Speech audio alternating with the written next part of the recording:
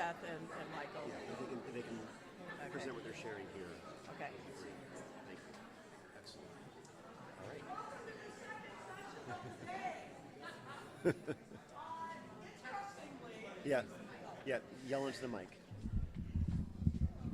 I was struck by the serendipity of the previous session with its focus on the personal and the letter, because that's what this session is all about as we celebrate the publication of the third and final volume of Thoreau's letters.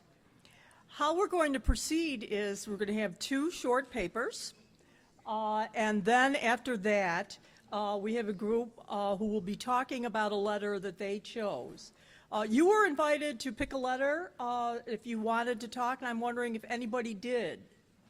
Oh, good. Okay. Anybody? Okay, there's another one. If you would like to talk about a letter but you didn't bring one, I have handouts. If you don't get a handout and you still want to talk about a letter, if you hand up to me your email address, I can send you letters. Okay? So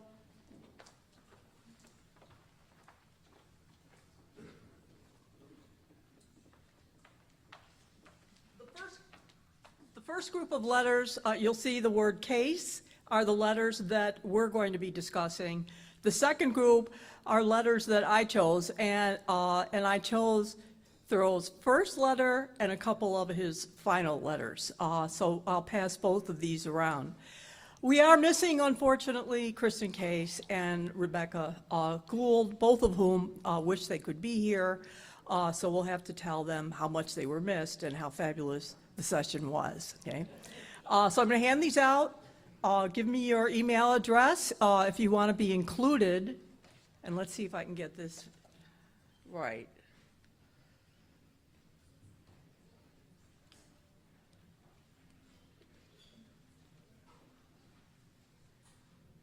No. Help. All right. Yeah, how do I get back to?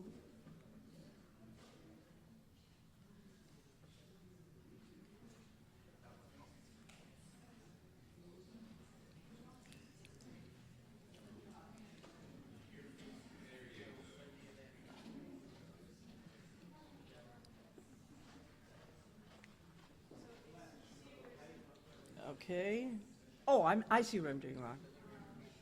Okay, so instead of spending time on introductions, you have to speed read this for our first two speakers, and that's Beth Witherell and Michael Jonik. And then I squeezed everybody else who will be talking about letters onto one slide. So let's start first with Beth. She left some images around on the seats. They're little surprises. If you found one, please show some of the people around you because, of course, we don't have enough for everyone. So let me welcome Beth up to the podium, and I'm going to be handing out letters.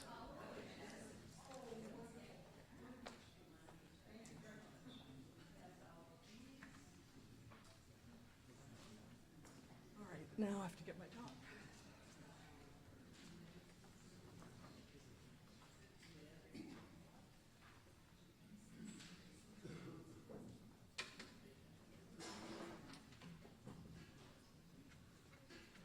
Sorry to be late. I want to start by saying that the Thoreau Society is dedicating this session to the memory of Bob Hudspeth. He's been spoken of before. Bob died peacefully last Saturday, July 4th. He was a friend and colleague to many in the Society and in the world of American literary scholarship. And he, Lihong Xie, and I worked together on correspondence for the better part of 25 years. He was a wise, generous, and patient collaborator and mentor, and he was a good person. It was a pleasure and an honor to have worked with him. So, thank you, Bob.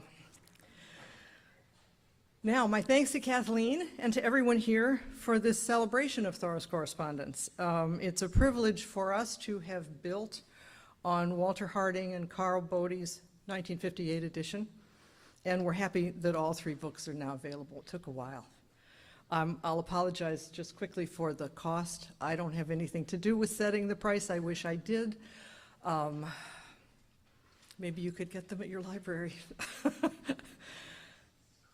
These volumes include explanatory annotations and introductions that contextualize the letters, but the most important information is provided in the letters themselves.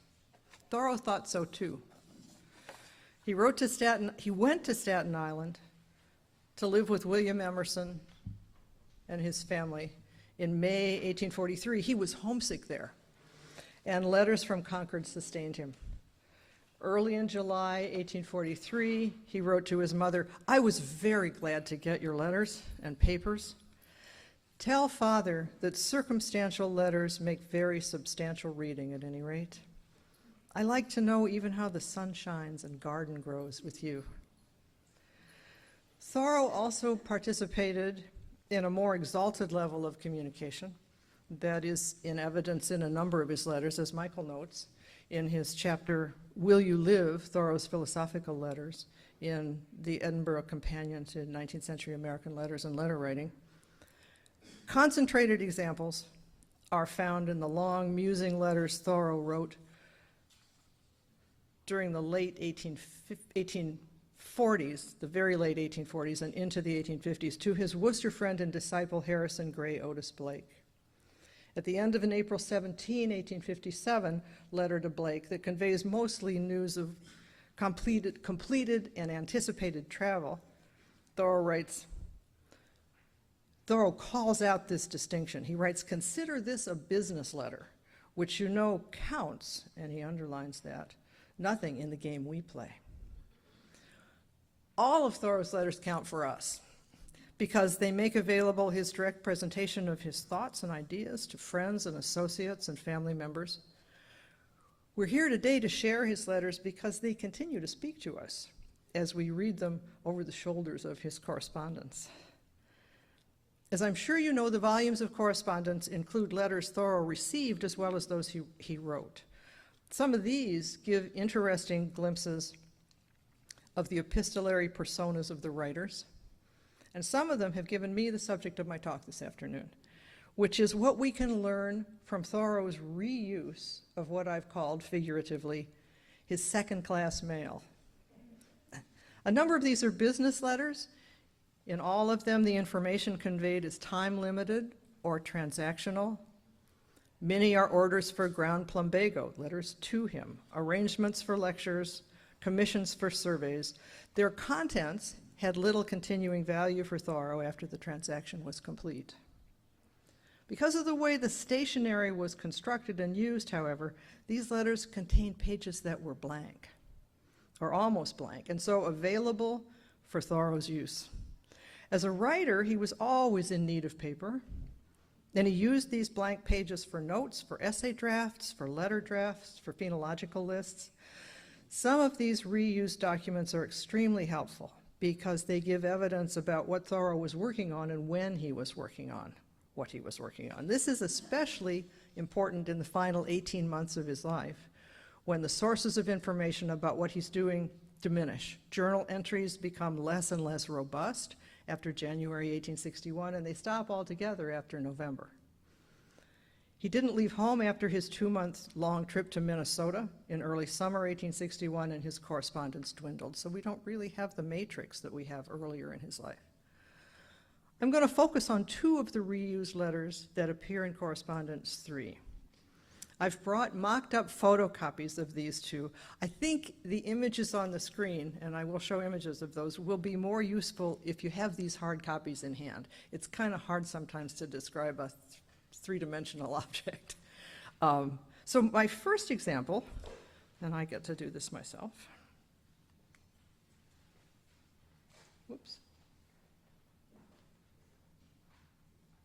No. Oh, it must be. I thought we, okay, it's,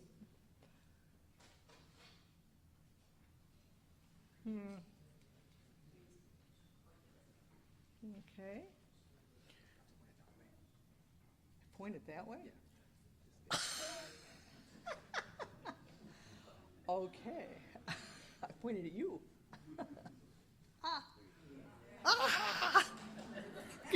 Ta-da! My first example is a December 13, 1860 letter from Horace Greeley, who owned and edited the New York Tribune and acted as Thoreau's literary agent from the mid-40s to the mid-50s. Here we go. On the left, you see the first page of the letter.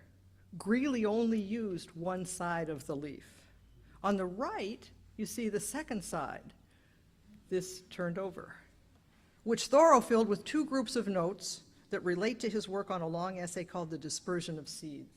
And actually, you can see that title here. Dispersion is one of three natural history essays Thoreau was drafting in the last couple years of his life. His notes here are grouped under two headings: the dispersion of seeds at the top and the succession of forest trees for the second half. About 2 months before Greeley wrote this letter, in October 1860, he had published a lecture about forest succession that Thoreau read at the Concord Cattle Show in late September. In the September 29 cover letter Thoreau sent Greeley with the manuscript of his lecture, he told Greeley that the lecture was, quote, part of a chapter on the dispersion of seeds, end quote, and in fact, most of the material in the succession of forest trees does appear in the dispersion of seeds, as it was edited by Brad Dean in Faith in a Seed.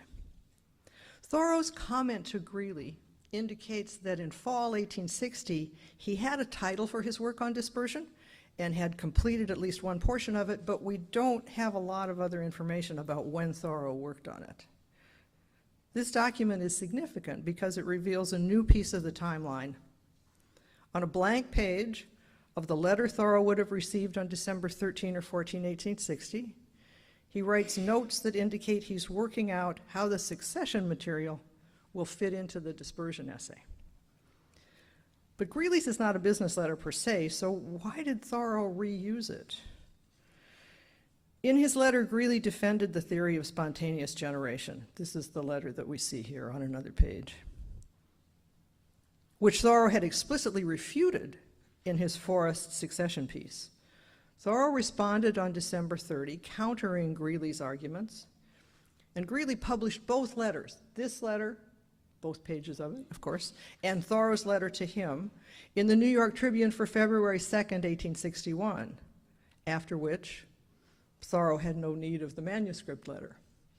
So I suspect that his work on the second side probably came during or after February 1861.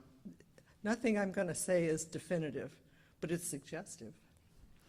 Before we leave this letter, I want to mention a couple of features of the images that may be puzzling. For one, these are actually two sides of the same piece of paper. They don't look like it, and they don't look like it in the thing you're holding either, which is just another copy of this. They have different colors because the images came from different sources. The image on the left came from the auction house that offered this. This is the manuscript edition. We won't get into that. That's a whole big, a rabbit hole. And the image on the right came from the purchaser of the leaf. The shots were made under different lighting conditions using different filters. But they are the same piece of paper. For another, you might have noticed that the upper portion, the upper right corner here of the manuscript is missing in the image of page 1, and only part of the date appears. You don't see this is 1860, but you don't see the top of that. But in the image of page 2, the upper left corner, which corresponds to the upper right corner of page 1, looks intact. So, wait. Oh, excellent. Thank you, Rebecca. At the time the manuscript was offered for sale, the top of the leaf had been damaged. Old paper becomes brittle, and especially the edges of it break away. Fortunately, the auction house saved those pieces. See this little envelope? Those are the pieces. And they went to the purchaser. When the purchaser filled in the gaps, there was the whole date. So this is just kind of mysteries of physicality in trying to figure out what went on. My second example is a brief letter to Thoreau from Franklin Benjamin Sanborn. This is Sanborn's letter. Sanborn was Thoreau's friend and neighbor and later editor and biographer. The physical format of the stationery is a bifolio, and that you can see, I've folded those in the samples that I've given you so that you can see a bifolio is one piece of paper folded once. When the content of a bifolio letter was short enough to fit on a single page, as it was here, the second and third pages were left blank. Sometimes the address was written on the fourth page, as seen here. For this image, the bifolio is opened up. This is page 1, and this is page 4. There's Henry D. Thoreau, Concord. There's Sanborn's note.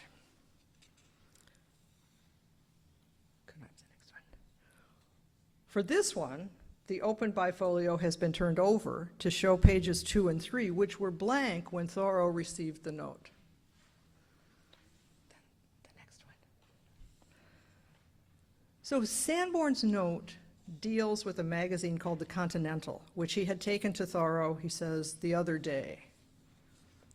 Thoreau was very ill at this time. This is January 1862. Thoreau dies in May 1862. Sanborn asks Thoreau to give it to the bearer of the note. We don't know who that was. So the note bearer can take it to yet another person. Sanborn is passing around a copy of the Continental. Sanborn's date line includes the day of the week. That's Sunday morning.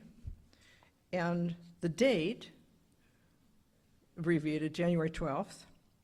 We've supplied 1862 as editors as the year because the first number of the Continental appeared in January 1862, and it was the only January issue published in Thoreau's lifetime. Also, January 12th fell on a Sunday in 1862, which kind of helps support.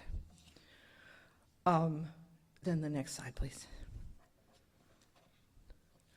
So as you see here, Thoreau turned the leaf 90 degrees and used all of the blank space on pages 2 and 3. This is Thoreau's handwriting. And part of what was available on page 4. So here's 2, here's 3, here's 4, there's 1 again.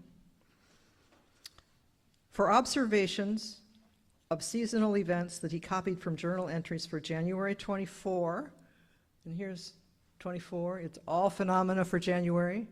There's the 24, 25, 26, 27 phenomena for those days. And it ends with an entry dated ends with an entry dated, ends with the date of January 31. So here's 31, and here's what tells us that it's 55. This 52, he's gone back to an event in 52 that was like the one in 55 and noted that. So 55, phenomena for January, the 24th of January to the 31st of January. These include, if you squint, you can see the height of the river. He's writing about the height of the river. He's writing about red ice. He's writing about green ice. He's writing about partridges. He's writing about musquash.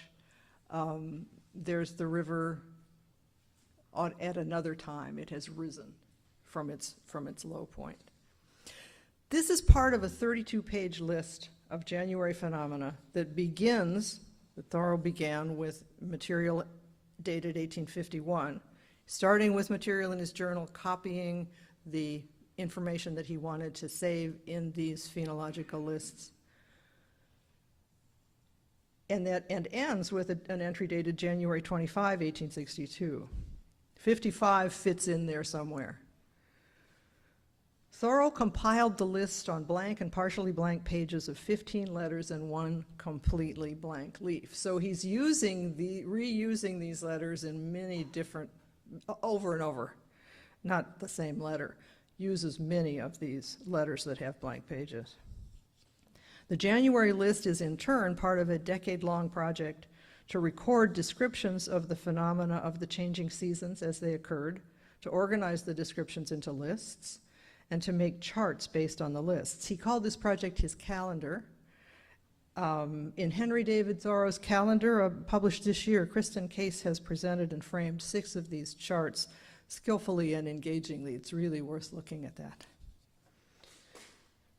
Thoreau did not create a January chart. He just has a January list. But his use of this document, which he received on January 12, 1862, stands as evidence that 4.5 months before he died, his calendar project still occupied him.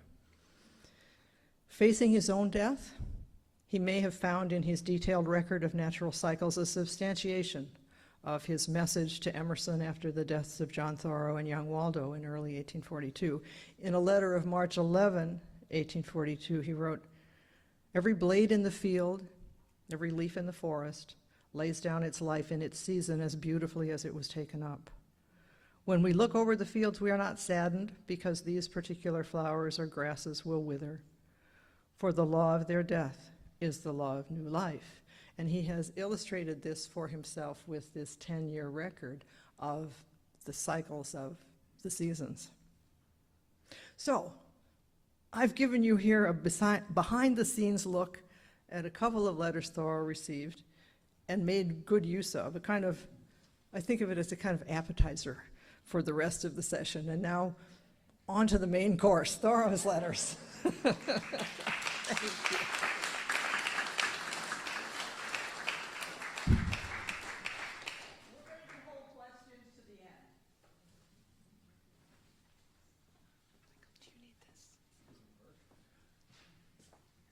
Should I put it, Just look John? over there. Look over there. Okay. So you could advance it if I, okay, thank you. Hi, good afternoon.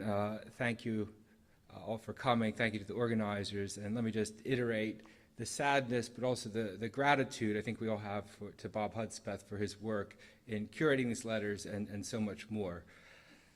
So this is Correspondences, Stoic Ethics, and the Eco-Politics of Friendship. And I didn't mark it here, but that's a little fragment from one of Thoreau's letters that's actually within the Indian notebooks in the Morgan Library. So that's where it's to be found. I can give you the exact location if you like.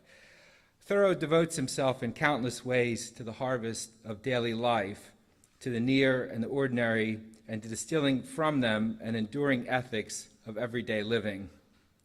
In the context of his other modes of writing the everyday, his letters form an important archive which both works in concert with his published writings and journals and constitutes a unique genre of his writing. Thoreau's letters extend his intimate philosophical investigations of the diurnal and proximal, but given their form, they animate them through a series of dialogic positionings. By the time of his death in 1862, Thoreau had corresponded with many of the preeminent American intellectuals of his age, not only Emerson, Hawthorne, Agassiz, and Greeley, but also Margaret Fuller, James Russell Lowell, William Lloyd Garrison, Thomas Wentworth Higginson, Henry James Sr., and Charles Sumner, among others. If the amount of natural historical detail which floods his other writings is palpably less present in his letters, of course I didn't flip them over, so I didn't see what was on the other side. He nonetheless does occasionally use letters to communicate with his similarly scientifically minded peers. In early 1847, for example, he writes to James Elliott Cabot about collecting natural specimens for Agassiz, and to Horatio R. Storer, a student of Agassiz and Asa Gray, about birds' nests and eggs.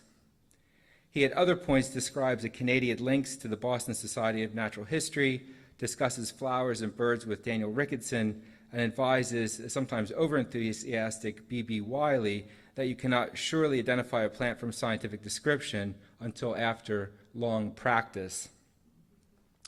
His letters thus document revealing intersubjective moments of an antebellum literary, scientific, and political culture in formation.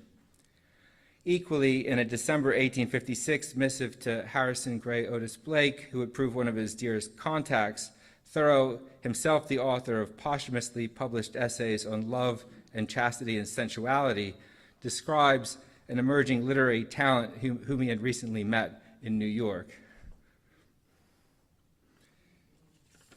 That Walt Whitman, of whom I wrote to you, is the most interesting fact to me at present.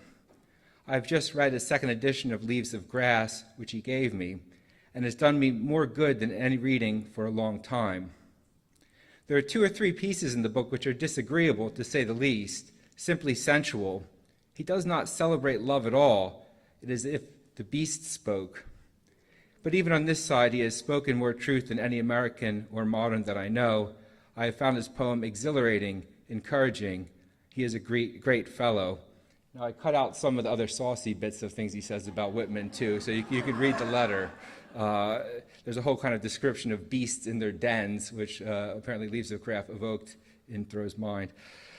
If Thoreau would often develop his literary opinions in his letters, moreover, others would furnish him with their letters. In an 1861 letter from his English correspondent, Thomas Chumley, he receives this assessment of 2 recent publications. Darwin's Origin of Species may be fanciful, but is a move in the right direction. Emerson's Conduct of Life has done me good, but it will not go down in England for a generation or so.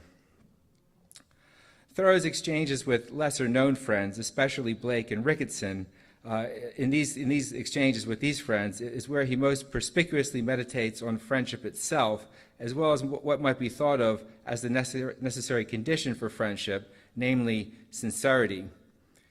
In his letter, Thoreau theorizes sincere sentiment as part of broader practices of everyday living and ethically relating to others. His letters thus form a series of philosophical dialogues, clearly informed by his interest in the Stoic tradition, in which themes related to not only to sincerity and friendship, but also to alterity, health, life practices, and death are often intensely discussed.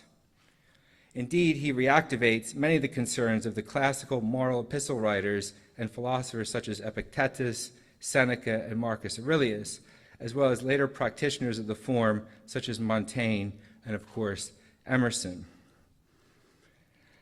So what friendship relies on in the Stoic tradition from which Thoreau draws is the capacity to speak plainly and freely, to reveal oneself openly and without self-censorship.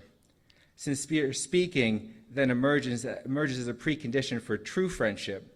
In true friendship, we can say anything without hesitation or fear of reprisal. Seneca, in one of his famous letters to Lucilius, thus writes, quote, "Think for a long time whether or not you should admit a given person to your friendship. But when you have decided to do so, welcome him heart and soul, and speak as unreservedly with him as you would with yourself. Why should I keep anything back when I am with a friend? Why should I imagine I'm alone when I am in his company?" Or as Montaigne puts it in his essay of friendship, quote, "The secret I have sworn to reveal to no other man, I can impart without perjury to the one who is not another man. He is myself." Emerson echoes both Seneca and Montaigne in his 1841 essay, Friendship, in which he defines the friend as, quote, "a person with whom I may be sincere. Before him I might think aloud. I am arrived at last in the presence of a man so real and equal that I may drop even those undermost garments of dissimulation, courtesy, and second thought." Friendship, in this sense, is a manner of speaking. We speak in such a way as if the friend were not there, or as though the friend were none other than ourselves. But at the same time that Emerson privileges sincerity, he develops a model of friendship in which any friendship that does not draw us toward moral perfection must be abandoned. He says, "It has seemed to me lately more possible than I knew to carry a friendship greatly on one side without due correspondence on the other. Let your greatness educate the crude and cold companion. If he is unequal, he will presently pass away, but thou art enlarged by thy own shining." In Thoreau's own meditations on friendship in A Week and Elsewhere, friendship both relies on sincerity, and uses sincerity as a vehicle for elevating oneself. For a companion, Thoreau says, I require one who will make an equal demand on me with my own genius.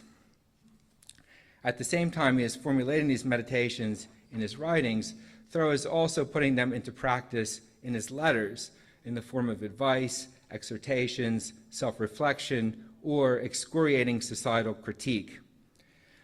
In an 1843 reply to Richard Fuller, he asks, how much sincere life must we live before we can even utter one sincere word?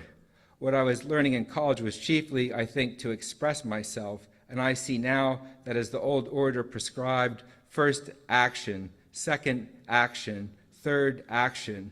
My teachers should have prescribed to me first sincerity, second sincerity, third sincerity. He likes repetition. I mean sincerity in our dealings with ourselves mainly. Any other is comparatively easy. In one example from his remarkable correspondence with Blake, Thoreau criticizes those who live alienated from such a life of sincerity. Why not see? Use your eyes. Do men know nothing? I know many men who, in common things, are not to be deceived, who trust no moonshine, who count their money correctly and know how to invest it, who are said to be prudent and knowing, who yet will stand at a desk the greater part of their lives as cashiers in banks, and glimmer and rust and finally go out there. If they knew anything, what under the sun would they do that for? Do they know what bread is, or what it is for? Do they know what life is? I have sworn no oath. I have no designs on society or nature or God. I am simply what I am, or begin to be that. I live in the present. I only remember the past and anticipate the future. I love to live. Do what you love. Know your own bone. Gnaw at it, bury it, unearth it, and gnaw it still. Do not be too moral. You may cheat yourself out of much life so. Aim above morality. Be not simply good, be good for something. When you travel to the celestial city, carry no letter of introduction. When you knock, ask to see God, none of the servants. I need to see you, and I trust I shall, to correct my mistakes. Perhaps you have some oracles for me. The litany of questions which Thoreau puts to Blake about work and society here resolves into a series of rough-hewn imperatives, at once a creed and an anti-creed, in which there is distilled much of Thoreau's developing Weltanschauung concerning life, the self and society, seeing and perception, religion, and morality. Indeed, in countless letters, we find Thoreau sketching out such a philosophy of life, or, to adopt Foucault's terminology, an ethics of the care of the self. Although, unfortunately, the letters from Blake to Thoreau are, except for one fragment, no longer extant, it is clear that he was a cherished interlocutor for Thoreau, and one who indeed provided him with oracles. The next one, thanks. Your words, he told Blake in 1853, make me think of a man of my acquaintance whom I occasionally meet, on whom you too appear to have met, one myself, as he is called. Yet why not call him yourself? In this vein, Thoreau often seeks his frank opinion. I'm glad to know that you find what I've said on friendship worthy of attention. I wish I could have had the benefit of your criticism. It would be a rare help to me. Will you not communicate it? That such criticisms would be a rare help to Thoreau points to the fact that he conceives of friendship as a means of self-cultivation and letters as a privileged means for revealing what is best in both the friend and ourselves. In one letter, and I forgot to note down which one, he goes, Blake, awake. As with his journals, there is the sense from his letters that we are witnessing a thorough information, assaying ideas, and hungry for his friend's assurances and corrections.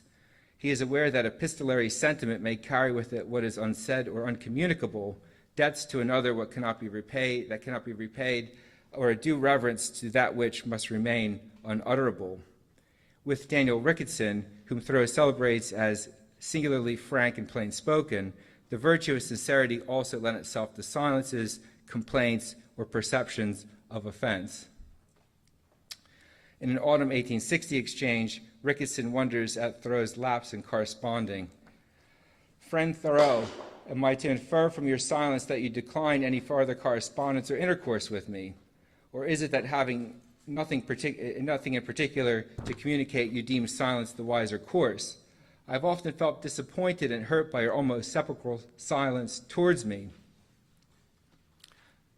Thoreau's forthright reply, written a few weeks later, urges Ricketson to rethink this silence in a way that reveals how he understands both his philosophical disposition, as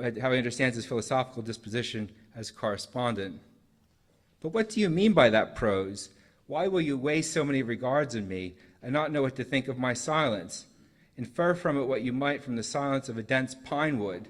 It is its natural condition, except when the winds blow and the jays scream and the chickadee winds up its clock. My silence is just as inhuman as that and no more. You know that I never promised to correspond with you, and so, when I do more than promised. Some are accustomed to write many letters, others very few. I am one of the last. This life is not for complaint, but for satisfaction. I do not feel addressed by this letter of yours. It suggests only misunderstanding. Intercourse may be good, but of what use are complaints and apologies? Turn over a new leaf. And that's at the end of the page, conveniently, so it's a kind of a pun. Correspondence, Thoreau insists to Ricketson, must be of cherished thoughts and not mere platitudes and regards, complaints, or apologies. He consequently does not feel addressed insofar as Ricketson dwells on false sentiments and misunderstanding. Rather, for Thoreau's eco-politics of friendship, true sentiment will be tempered by silence, a natural silence indistinguishable from the silence of the dense pine wood or the silence of that which cannot be uttered. But what is communicated in Thoreau's letters reveals a man thoroughly devoted to meditating on the question of life and on his relationships, and endeavoring to confront the world deliberately and express himself sincerely. His aim is always, as he remarked to Blake in 1859, to keep up the fires of thought, to live joyously and without regret, to live one world at a time, day to day, instant to instant, to travel to the celestial city with no need of a letter of introduction. Thank you.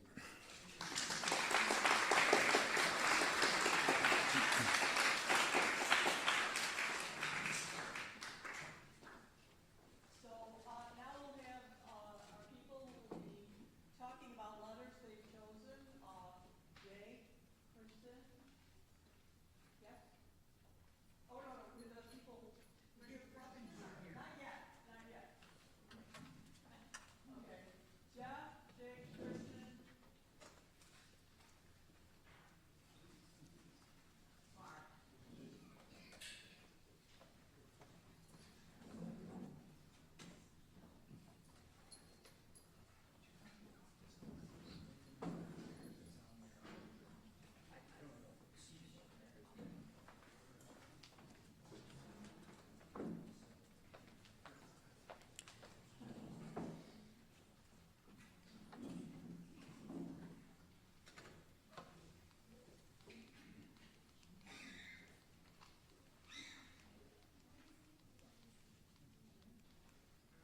Okay. Your letters aren't up there, so however you want to begin alphabetically.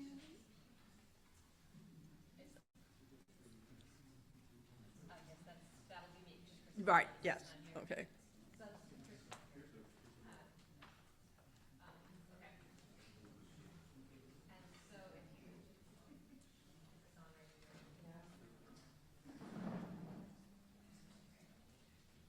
Is it on now?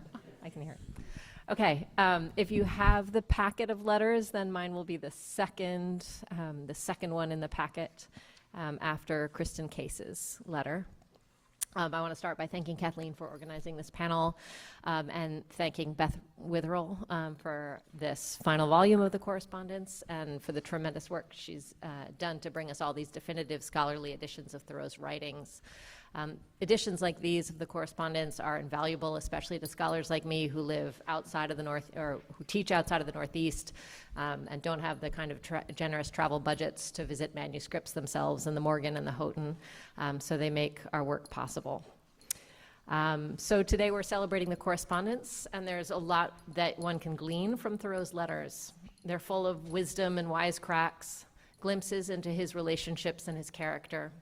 Some are essentially draft material for the essays, and they can help shed light on some of the thornier passages of his published writings. However, the letter that I've chosen to think about today is none of those things. In fact, it's not even by Henry. It's a letter by his sister, Sophia. Moreover, it's the least Henry-like letter you can imagine. Hastily addressed to their cousin Rebecca Thatcher, it's a postscript to what Sophia thought a wastefully short note Thoreau was sending Rebecca's husband about an upcoming trip to Maine. Sophia's appended letter mainly reports on the recent illnesses of mutual acquaintances. That is to say that it consists almost entirely of the kind of ephemeral and trivial information Henry tends to deprecate as merely news. You may recall Henry's objection in Walden to the construction of a transatlantic telegraph on the grounds that, as he grumbles, quote, "We have nothing important to communicate. Perchance the first news that will leak through into the broad, flapping American ear will be that the Princess Adelaide has the whooping cough." While unable to speak to the health of Princess Adelaide, Sophia's letter does report on the births of some non-titled babies in town and on a number of illnesses. Mrs. Jones has the flu. Sophia herself has been treated for migraines. Mrs. Hoare is physically incapacitated and staying with Mrs. Storer. Caroline Hoare has been to New York for medical treatment. And Sophia's elder sister, Helen Thoreau, continues to decline due to tuberculosis, to which she would finally succumb 3 months after the date of this letter. Sophia relays these updates on the health of family and neighbors without taking time to embroider her prose with the kind of imagery or reflective commentary by which Henry so often chooses to elevate his letter writing into literary art. This is, in other words, undeniably the kind of mundane, newsy update on ill health that Henry envisions clogging ears and minds on both sides of the Atlantic.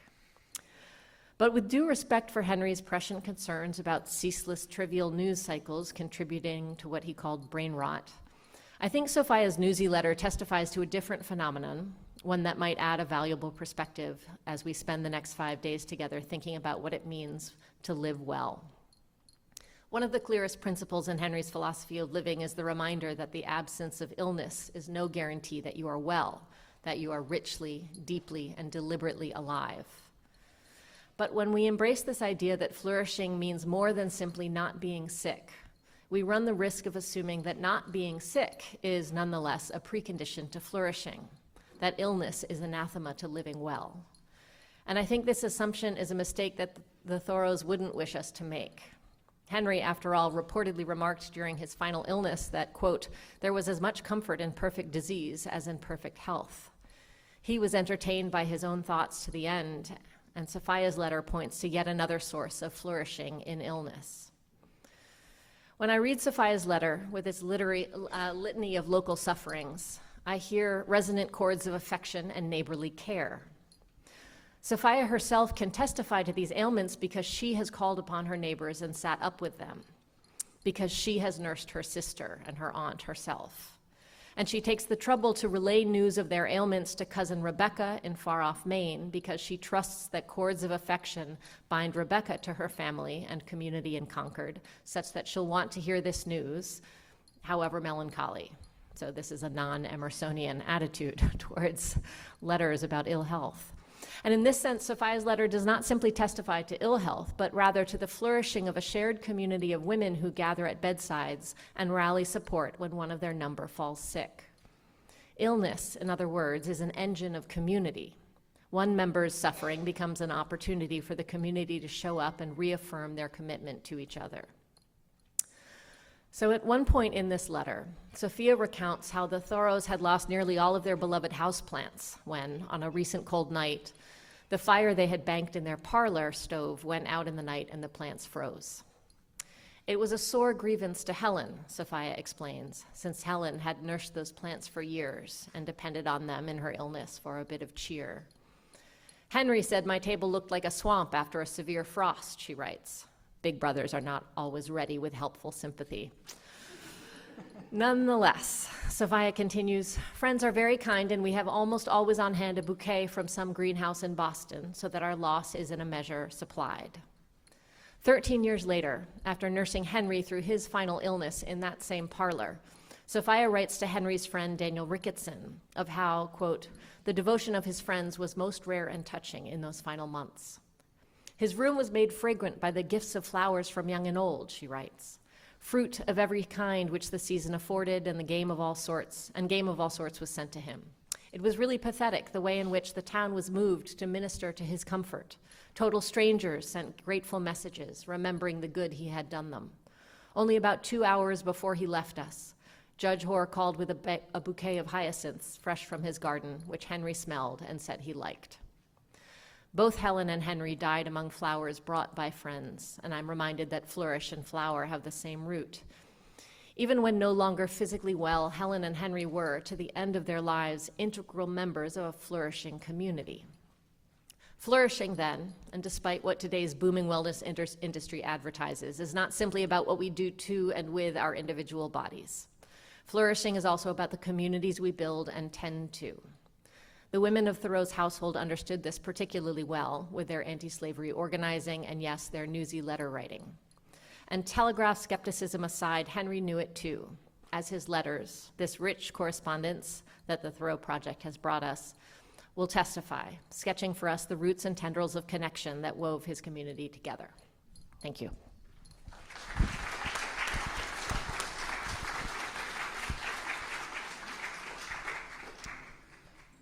Thank you, Christy, and thank you, Kathleen, for putting this together. It's really a delight to be on this panel and to share a little bit of gratitude for Bob Hudspeth and for others who have worked so hard to bring these manuscripts and these letters in particular to light for all of us. I'm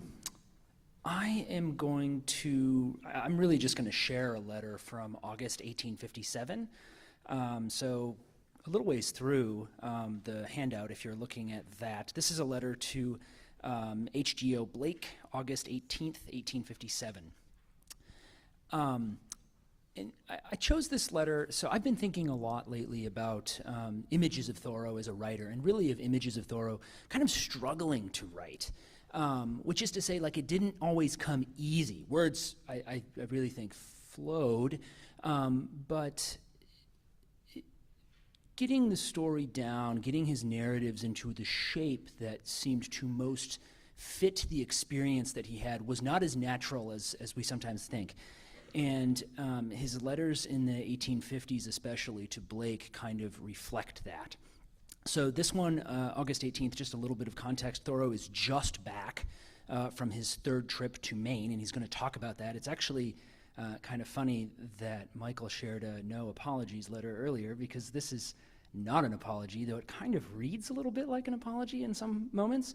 But it also talks a lot about wrestling with lived experience in order to make that a story. And that is the version of Thoreau that I've been thinking and writing about a lot lately, and that I wanted to share in this letter. So I'm going to read a little bit, and maybe we'll talk more in the Q&A. So this opens really interestingly to me. The letters to Blake, if you haven't read them all, are delightful. And this one opens, "It seems to me that you need some absorbing pursuit. It does not matter much what it is, so it be honest." What an opening line. And then he goes on, and he talks about a few things. He talks about a visit with Brown and Rogers, and then he goes on. This is kind of the apology section. Again, if you're looking on, "You perceived that I did not entertain the idea of our going together to Maine on such an excursion as I had planned. The more I thought of it, the more imprudent it appeared to me." That's as close as he's going to get to an apology, but he is going to go on and explain quite a bit further about how much he suffered, with a few real nuggets in here, real gems. "I have now returned and think I have had quite a profitable journey, chiefly from associating with an intelligent Indian." He goes on, "Having returned, I flatter myself that the world appears in some respects a little larger, and not, as usual, smaller and shallower for having extended my range." When I started to think about this letter and started to write about this letter, that phrase really captured my attention. The idea that most of our travels, most of the time we extend our range, the world appears a little bit smaller and a little bit shallower. I think that's contrary to the way that I used to think about travel and travel writing, and it's contrary to the way that my students today generally think about travel. And it's interesting to think of Thoreau developing a way of traveling and a way of writing about traveling that captures that. And then he goes on, and I'm going to read this whole last paragraph because I think it's this interesting. This is, again, think about this. This is right after this trip to Maine, this third trip to Maine. He's gone up with Polis. He's completed this long route. He's been really epically lost a few times. This is kind of the context that I think we miss about the Maine woods a lot, is that he's really, really lost. On Katahdin, he's lost. On the Carries at Mud Pond and along Webster Stream, he's very, very lost. And he goes on to reflect on that and what it all means and how part of that has not changed from 1846, his first trip, till 1857 now. It is a great satisfaction, he writes, to find that your oldest convictions are permanent. With regard to essentials, I have never had occasion to change my mind. The aspect of the world varies from year to year as the landscape is differently clothed, but I find that the truth is still true, and I never regret any emphasis which it may have inspired. Katahdin is there still, but much more surely my old conviction is there, resting with more than mountain breadth and weight on the world, the source still of fertilizing streams and affording glorious views from its summit, if I can get up to it again. As the mountains still stand on the plain and far more unchangeable and permanent, stand still grouped and around, farther or nearer to my maturer eye, the ideas which I have entertained, the everlasting teats from which we draw our nourishment. HDT. Of course, Thoreau never did make it back to Katahdin. This is 1857. But when I think about living well, this is the sort of thing that I think of. The inspiration that draws from those moments. And maybe then it's almost better that he never had that look off the top of Katahdin. Thanks.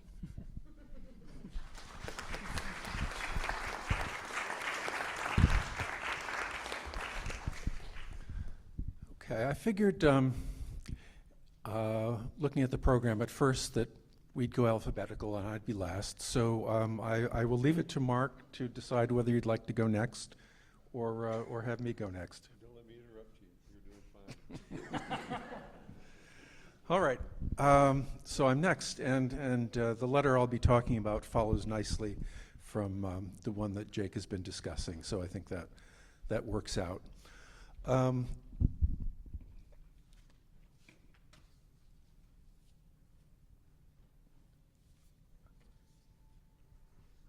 going to time myself so I don't go off into too many rabbit holes.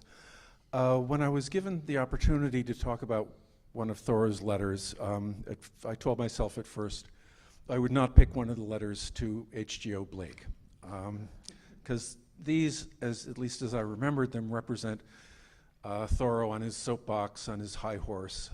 But as you can see, I changed my mind about that. Looking back at them, for one thing I noticed, looking through the letters as they're collected in Brad Dean's collection, Letters to a Spiritual Seeker, a lot of Thoreau's best lines are in those letters to Blake. In letter 2, as he numbers them, that's the one where, as mentioned earlier, he says, know your own bone, gnaw at it, bury it, unearth it, and gnaw it still. In letter 3, he writes, my happiness is a good deal like that of the woodchucks. And in letter 46, he writes, what is the use of a house if you haven't got a tolerable planet to put it on? Now, the letter I've chosen is number 37, dated November 16, 1857, and it appears in the brand new third volume of the Princeton edition of the letters. It's one of the 5 or 6 longest letters that he wrote to Blake. Thoreau starts off with some rather heartless comments about unemployment. He writes, if thousands are thrown out of employment, it suggests that they were not well employed. Why don't they take the hint? And he continues with one of his famous lines, quote, it is not enough to be industrious, so are the ants. What are you industrious about? But what I want to focus on is Thoreau's thoughts about mountains. Blake had just returned, as you've heard, from a solo hike in the White Mountains where he climbed Mount Washington. And this apparently reminded Thoreau of his climb on Katahdin in 1846, where he was unnerved by the idea of being brought into contact with raw matter. Thoreau, in his letter to Blake, sketches the ridgeline of the White Mountains, one of the few sketches in his letters. Thoreau writes to Blake, "You must ascend a mountain to learn your relation to matter, and so to your own body, for it is at home there, though you are not. It is after we get home that we really go over the mountain, if ever. What did the mountain say? What did the mountain do?"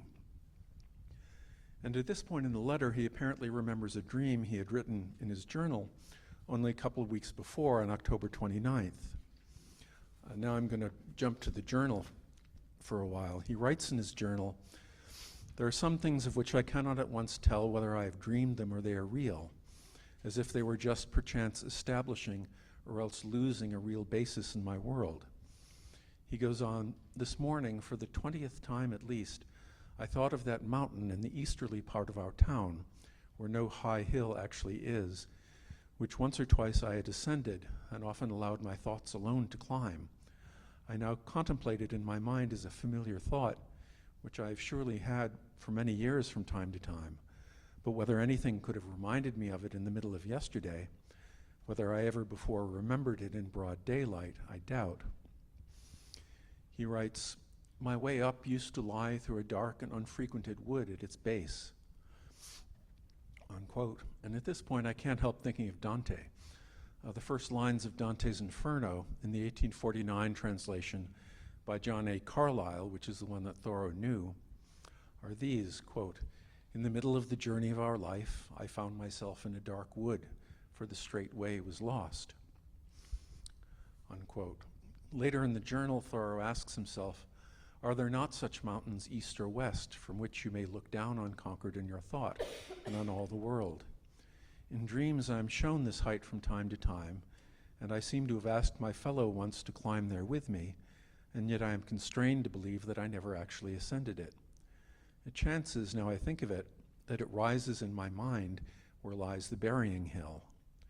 You might go through its gate to enter that dark wood, but that hill and its graves are so concealed and obliterated by the awful mountain that I never thought of them as underlying it.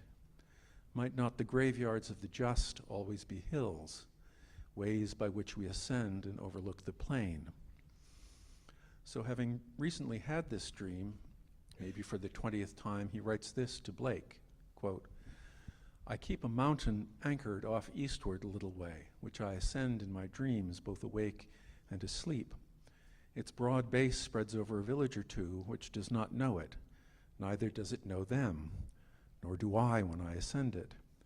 I can see its general outline as plainly now in my mind as that of Wachusett. I do not invent in the least, but state exactly what I see. I find that I go up it when I am light-footed and earnest. It ever smokes like an altar with its sacrifice. I'm not aware that a single villager frequents it or knows of it. I keep this mountain to ride instead of a horse." Unquote.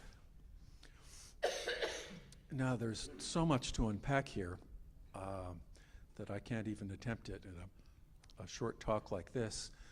I hope someone will write more about this passage, and maybe I'll do it myself. But I just note that he talks about the mountain being anchored like a ship, and I wonder how this relates to his note to self. I wonder how this relates to his river journeys and his references in Walden to the spirit of the wind. He refers to riding it instead of a horse, which makes me think of the hound, the bay horse, and the turtle dove, symbols of loss. The mountain smokes like an altar, so it's a mountain that requires a sacrifice of some sort. We may think of it as a volcano, though he doesn't in the journal. And again, there's that possible reference to Dante, who comes up a few times in the journal. Is this climbing this mountain a kind of prefiguration of death, or is it more of a spiritual journey to the afterlife from which he might return? I don't know, but I ask the questions. Thank you.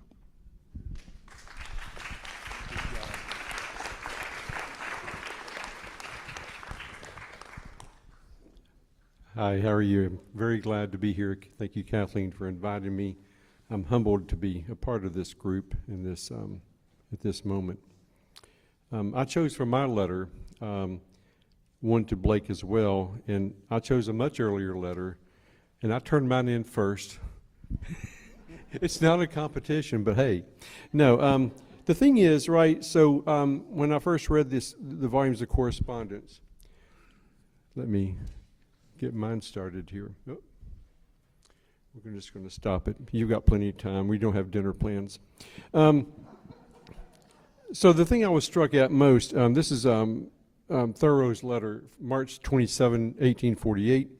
And we have Blake's letter to Thoreau. Now we're going to read a couple of lines from it, okay?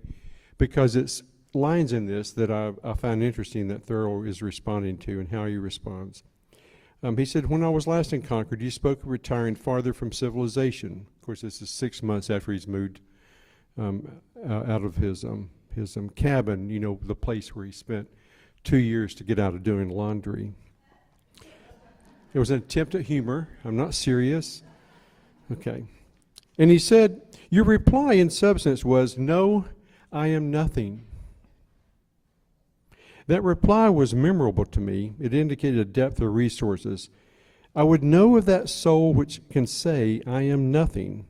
I would be roused by its words to a truer and purer life. And so Thoreau replies to him with a very interesting letter, in my opinion. As Blake had also said, you had said, I will simply be. I just want to simply be, right? So Thoreau writes this letter back to Blake, and it's, as most of his things, it's chock with one-liners, right? It's got all kinds of things in it. I do believe that the outward and inward life correspond, he said, that if any should succeed to live a higher life, others would not know of it. That difference and distance are one. To set about living a true life is to go to a journey to a distant country, gradually to find ourselves surrounded by new scenes and men. You know, one of the things about saying I am nothing is very Buddhist, right? Buddhism is getting rid of emptying one's body of the self, and that understanding the self is like the ego, right? And in the words of one modern Stoic, Michael, you know, the ego is the enemy, right? So this idea of I am nothing, he says, the outward is the only outside of that which is within. Men are not concealed under habits. They are revealed by them. They are their true clothes. They're their true clothes. I care not how curious a reason that may give for their abiding by them. And then he mentions this sometimes. We are apt to speak vaguely sometimes as if a divine life were to be grafted onto or built over this present as a suitable foundation. In Thomas More's new book, which I've just started today, he mentions that Thoreau lived a divine life. Now let me say a word about these clothes we wear. Our habits are our clothes. Maya Angelou said, somebody shows you who they are, believe them, right? These true clothes, right? That's Genesis 3, right? That's the garden. The first man and first woman make this huge mistake, and the first thing they do is they make their own clothes. They do. They try to cover it up, right? We've been trying to cover up ever since. Everything. But they make their own clothes. And when God comes down and talks to them about this, what does God do? He makes clothes for them, right? The clothes that God makes for them are the clothes that are used every time they're used, referred to in that word, not the word they use for clothes, but the word that's used for God's clothes is a word used in the context of every time in the Hebrew Bible as a moment of redemption. So when Thoreau makes this comment, it struck a nerve with me. It struck a good nerve. I'm like, this is right. This is what we do, right? These are our habits. They show our true self.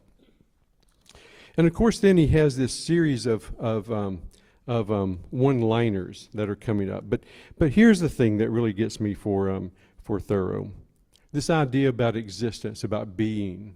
I simply want to be. And Thoreau mentions this, right? He says, I know that I am, right? And the idea of existence is the most basic issue of philosophy. It's the most basic issue of life.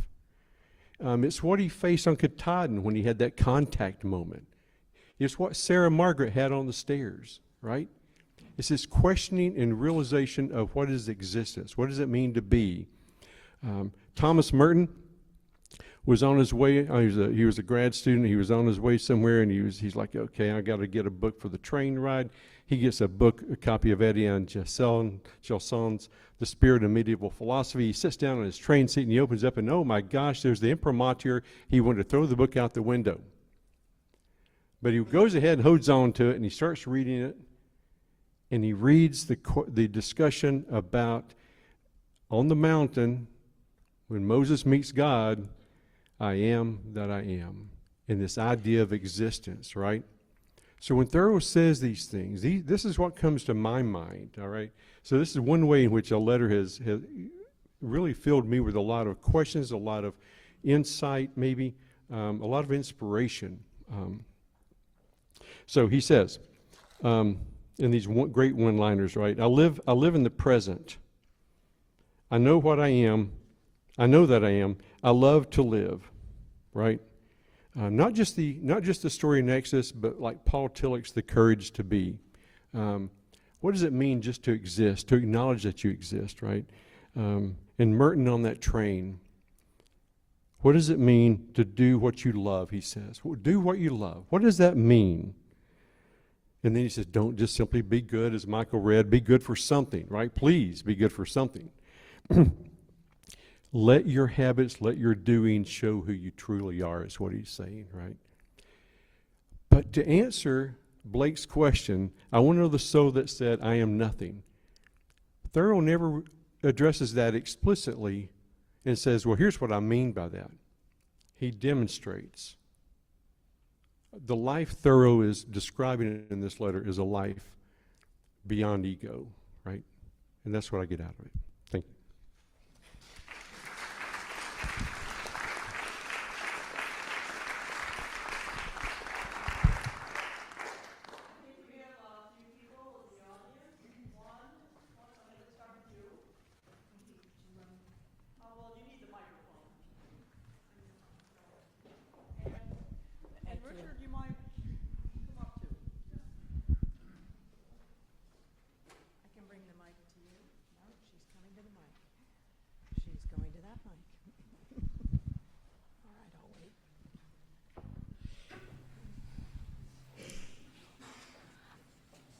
I'm Donna Marie Shibwieski, and I'm a former junior high, middle school teacher.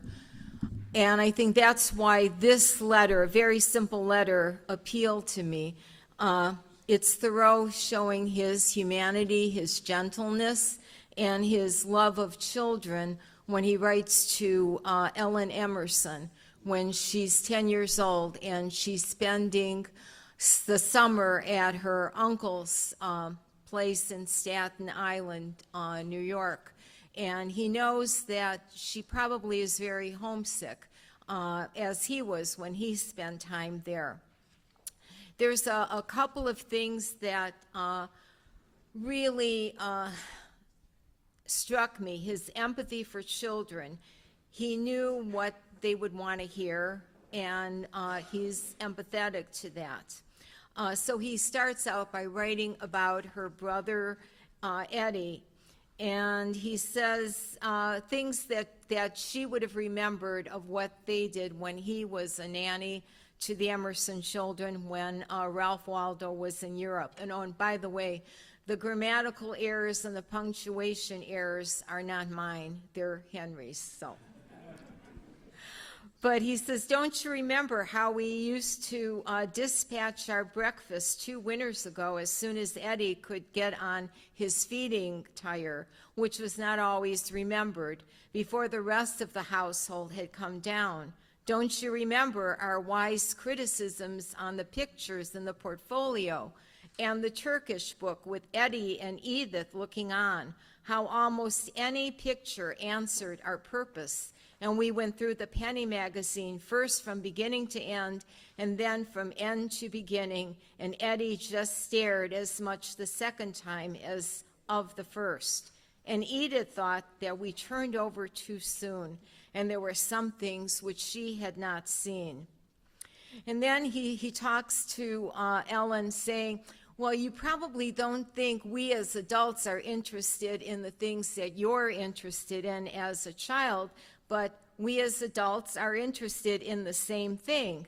I suppose you think that persons who are old as your father and myself are always thinking about very grave things, but I know we are meditating the same old themes as we did when we were 10 years old, only we go about it more gravely. Then he writes about Eddie finding a fishing pole, and I guess it has that sharp hook at the end, and it struck me that how similar mothers are today throughout all time. He says, Eddie has got him a fish pole and line with a pinhook at the end, which flourishes over the dry ground and the carpet at the risk of tearing out your eyes. But when I told him that he must have a cork and sinker, his mother took off the pin and tied on the cork instead. But he doubts whether that will catch fish very well. So it's like, how many times have we heard mothers say, you're going to hurt yourself with that toy, you're going to poke your eye out. So, you know, Mrs. Emerson was the same way. And then, like, I think of the difference between children of today and during Henry's time. He talks about a birthday celebration, and he supplied squash pipes, rhubarb whistles, which is the most I can do on such occasions. And he talks about little Sonny Hoare blow them most successfully and made the loudest noise, though it almost drained his eyes out to do it. And I think that today children don't want little simple toys. It's always the big, most expensive electronic device, and that's kind of sad, because here Henry is talking about just a simple toy that he made out of nature. And I think one time in his journal, I can't remember when, it might have been when he was older, but he writes of someone's birthday coming up, and he says, I could buy this child a gift, but it wouldn't be appreciated. So children were already maybe beginning to change. Another thing he writes is that Edith is full of spirits when she comes home from school and goes hop, skip, and jump down into the field to pick berries, currants, gooseberries, raspberries, and thimbleberries. If there is one of these that has thoughts of changing its hue by tomorrow morning, I guess that Edith knows something about it and will consign it to her basket for Grandmama. Again, coming home from school, the first thing she wants to do is run and go outside. As a teacher, former teacher, I know that when the children went home, they wanted to sit down and turn the TV on or go on the computer or play their video games and go on their cell phones. So that really struck me. And another thing that really struck me was when he talks about some people who had passed away. He says that several persons have died in consequence of the heat. Mr. Kendall, perhaps for one, the Irishmen on the railroad were obliged to leave off their work for several days, and the farmers left their fields and sought the shade.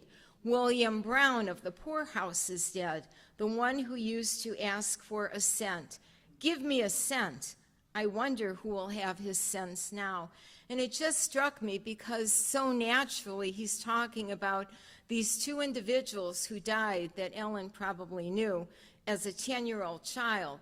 And I think today if we had a child perhaps at a summer camp or visiting a relative in another state, obviously we probably would not write a letter, but we would be texting them. Would we text that your neighbor died? You know, it would be something that we would want to do facing the child so we could comfort the child. But here it was just like so natural. It's like the leaves teach us how to die. It's a cycle of life.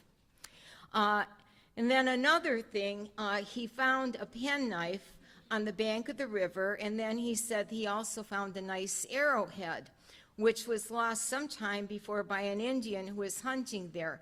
The knife was a very little rusted. The arrowhead was not rusted at all. And again, the difference, I think, you know, we have furniture from a century ago, and it's very sturdy, and it's strong, and it lasts. You buy something now, and within 2 years, the drawers are falling apart, the wood is chipped, and, you know, ancient things last better than the way we make them today. And then he tells her, well, since you're in Staten Island, this is where you should go. You should go to Long Island, and if you climb to the top of the hill, you can see a beautiful sunrise over the ocean. And then the last thing that really struck me was his last line. He says, "Do not think you should write me because I have written to you. It does not follow at all. You would not naturally make so long a speech to me in a month as a letter would be. Yet, if sometime it would be perfectly easy and pleasant to you, I shall be very glad to have a sentence." And as a teacher, I remember assigning essays, and the kids always saying, "How long does it have to be? How long does it have to be?" And he probably knew that Ellen was thinking in her mind, oh my gosh, he sent me this long letter. Now I have to write him a long letter back, and would agonize over it. So he says, just write me a sentence. Thank you.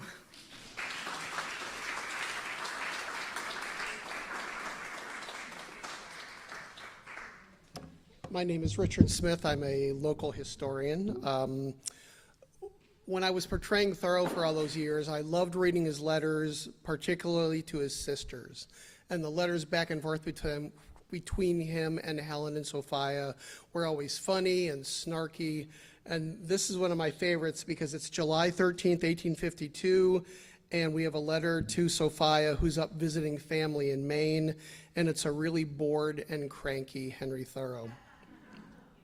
It must have been really hot that summer. In the middle of the letter, he says, "I would exchange my immortality for a glass of small beer this hot weather."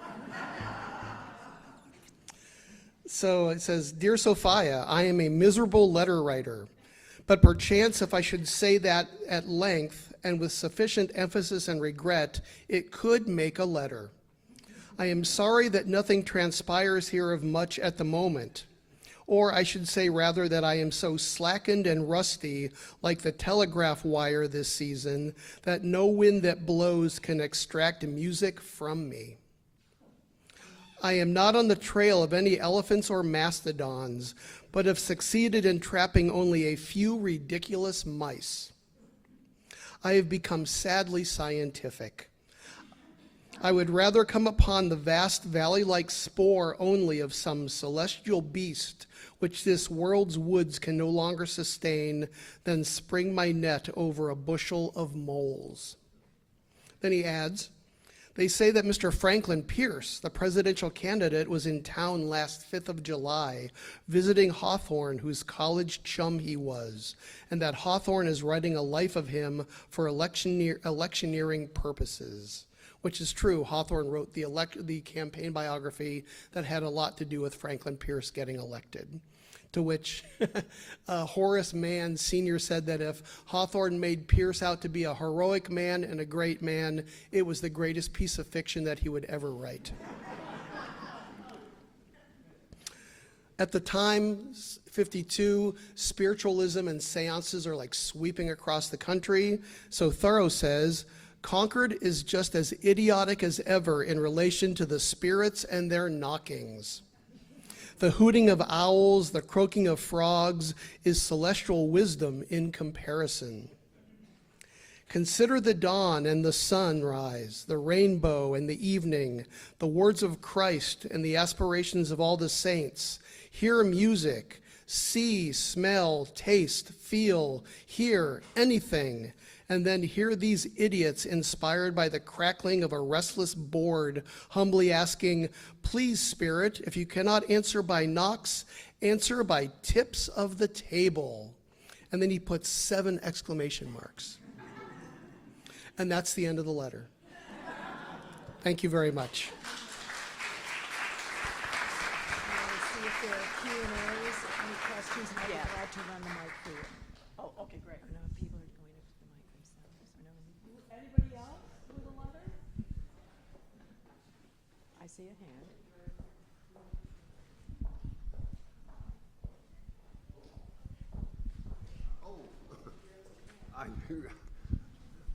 Well, now I need to get ready.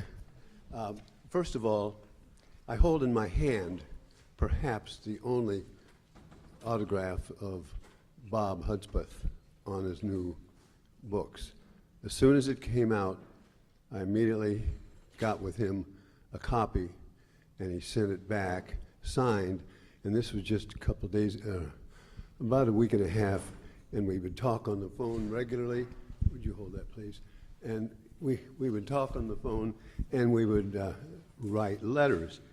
And since this is about his letters, I had told him I was going to come to this meeting and tell you all about your book and how everybody loved it, the meaning of letters. And so Bob sent me a note just the other day.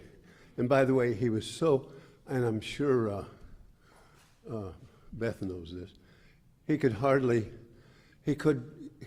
communicate. And in fact, in his autograph, you could hardly see his handwriting. And this was happening very quickly now, towards the end. And he wrote, Tom, the book is signed, and on the back, on the way back, I am humbled that you wanted a signed copy. Let me take this opportunity to say how much our friendship has meant. You've been a great companion in our journey through society's travails. I marvel at, well, this is not necessary. He said some nice things about me. Sorry I can't travel now, but I feel it's important that Bob's words, at least, were here, and his book was here, and if anybody else has a signed copy, you're very lucky, because he could hardly hold a pen now. But anyway, I just wanted to say that, and I was supposed to call him in a day or two and tell him how things went. So I missed that, but yes, he will know. Yeah, we're very lucky, and he has touched many of you personally or professionally in many ways, and we're so lucky that we did have an opportunity today. Thank you, Beth, et al., for putting these words before us. And there's so much more. The greatest letter I ever saw from him was in volume 1. So it's about a project I'm working on, so I had to see where he was talking about this. Anyway, you could look through volume 1. There's some interesting ones in there. So thank you all, and keep Bob and his work a yeoman on this and also Margaret Fuller's work. Yep.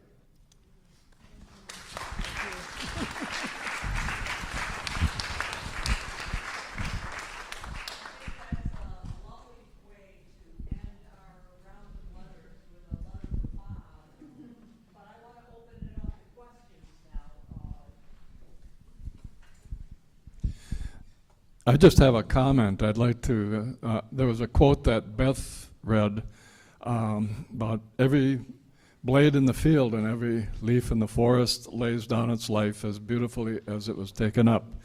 That quote is printed in gold lettering on the inside wall of the Garden Mausoleum at Lakewood Cemetery in Minneapolis. The cemetery includes land where Thoreau walked when he was in Minneapolis in 1861. That's all. It's a nice remembrance. Any other thoughts?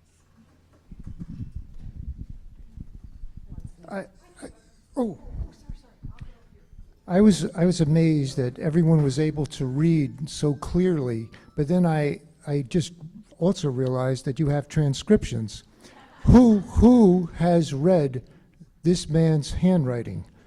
Ellery Channing made the comment that it was beyond reading. So there must be someone at Princeton, oh, it's Beth, who can actually read this.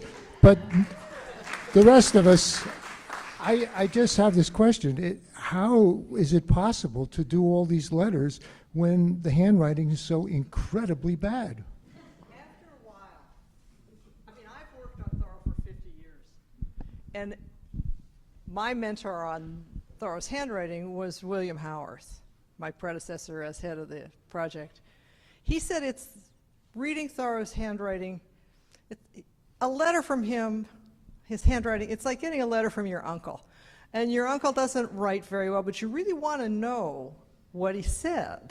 And so eventually, over time, you figure out how to read it. And it takes a while, but it's possible. What Channing was talking about was Thoreau's field notes. He would go out with a folded up piece of paper, several pieces of paper, and take notes about what he saw when he was walking, and Channing would go with him, and Channing's describing what that was like.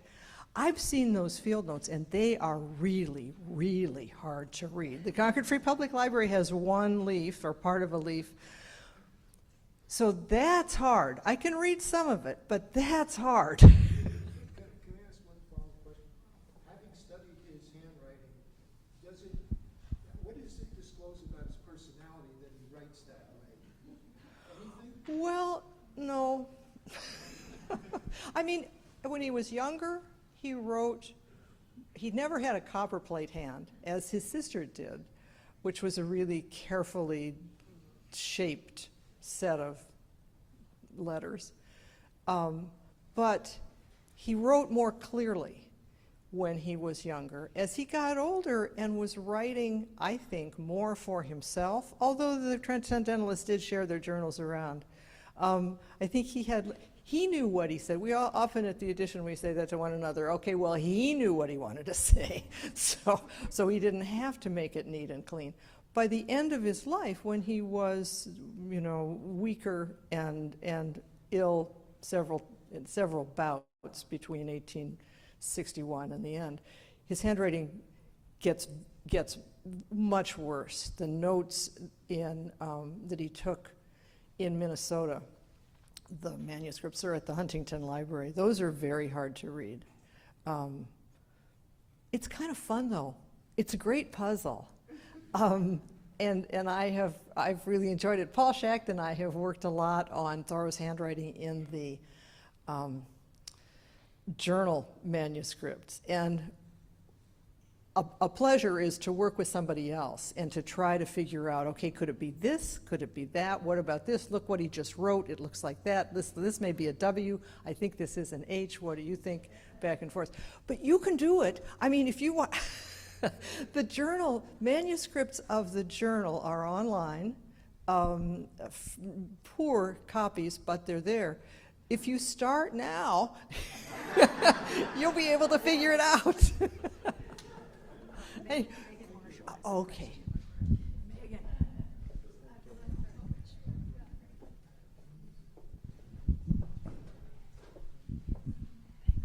I just want to quickly remind people also of Bob's great work on Margaret Fuller's letters, the 6 volumes, which took him 20 or 30 years reading those letters and transcribing them pretty much all by himself with his wife's going over the passages. And that really made possible the flowering of the scholarship on Fuller that we're appreciating here. I'm grateful that the Fuller Society was given an early panel, the opening panel today. Thank you so much for that.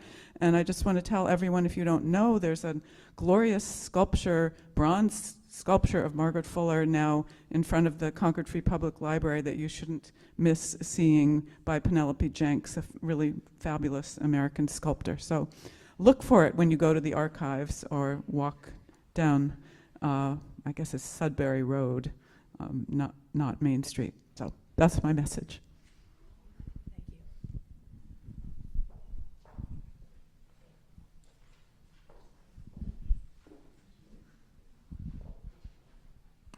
Thank you. This is a remarkable conference.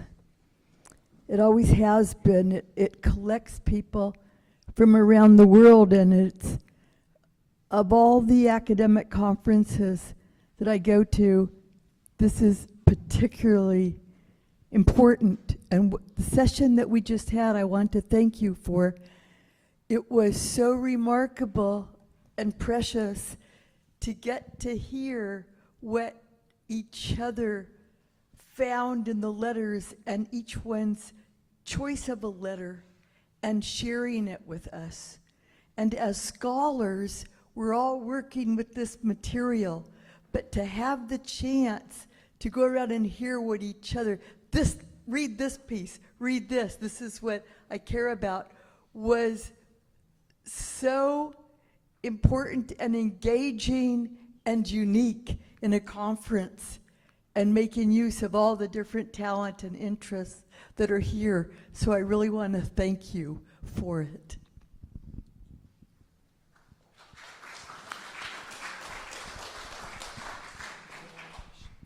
Other questions, comments?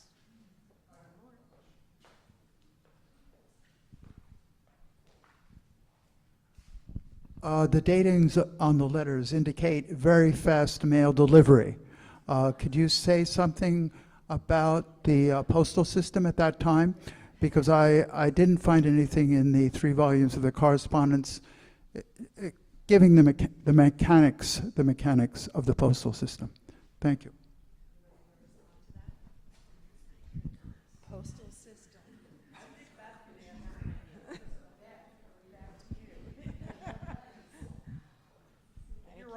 You're right. The postal system was much more efficient in those days.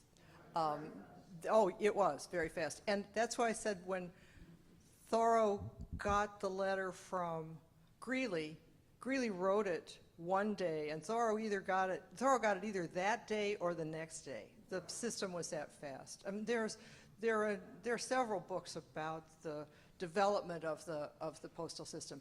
It didn't. If it's anywhere in the correspondence volumes, there might be a mention of it in the general introduction. But it was kind of outside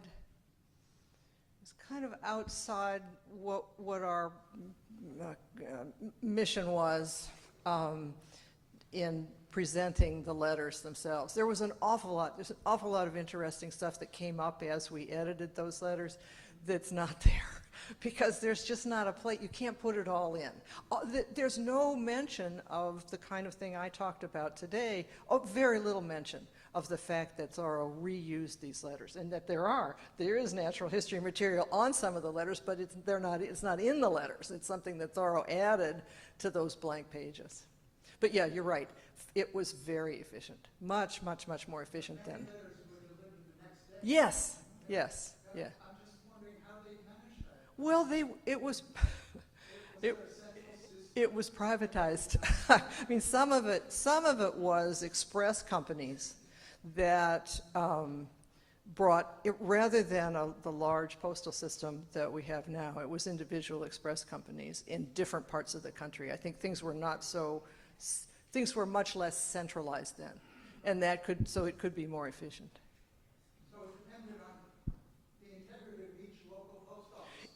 To some extent.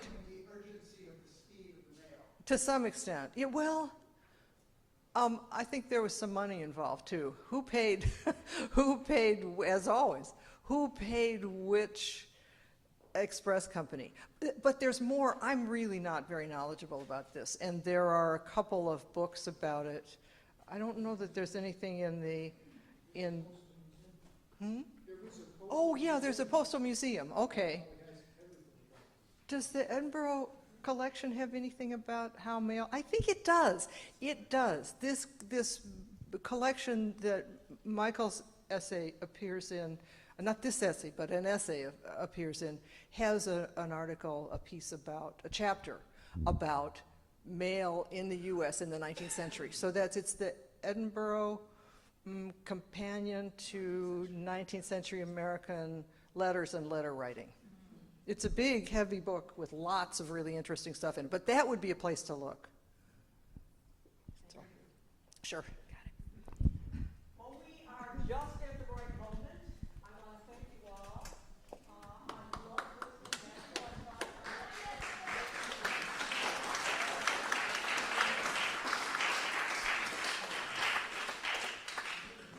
love listening to everyone talk about letters, and I love the idea of choosing, as Carmen said.